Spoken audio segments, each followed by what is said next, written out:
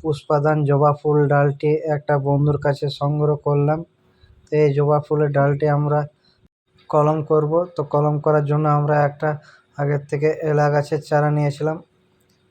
তো এইভাবে আমরা এলা গাছের চারাটাকে কেটে নেব। এইভাবে কাটার পর আমরা একটু 1.5 mm মতো পাতলা যে সবুজ ঝালটা আছে সেই সবুজ ঝালটাকে আমরা কেটে নিলাম, এবং যে আমরা জবা ডালটি নিয়েছিলাম সেই জবা ডালটিকে আমরা এইভাবে কেটে নেব, এবং এর পাতাগুলো আমরা সব কেটে নেব। এইভাবে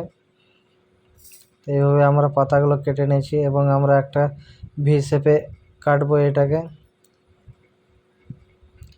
দেখতে পাচ্ছেন আমরা ভি শেপে কেটে নিলাম এইভাবে।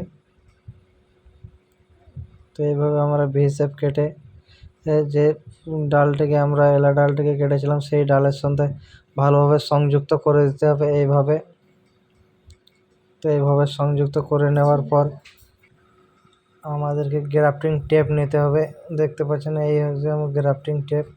এই গ্রাফটিং টেপ দিয়ে আমাদেরকে ভালোভাবে জড়িয়ে দিতে হবে। তো গ্রাফটিং টেপটা অবশ্যই একটু জোরে জড়িয়ে দিতে হবে, কারণ এর মধ্যে হাওয়া বাতাস থাকে যাতে প্রবেশ না করে, এবং ভিতরে যদি শুকিয়ে যায় তো অবশ্যই কলমটি আমাদের মারা যেতে পারে, এবং নির্দিষ্ট একটা ছায়াযুক্ত স্থানে রেখে দিতে হবে।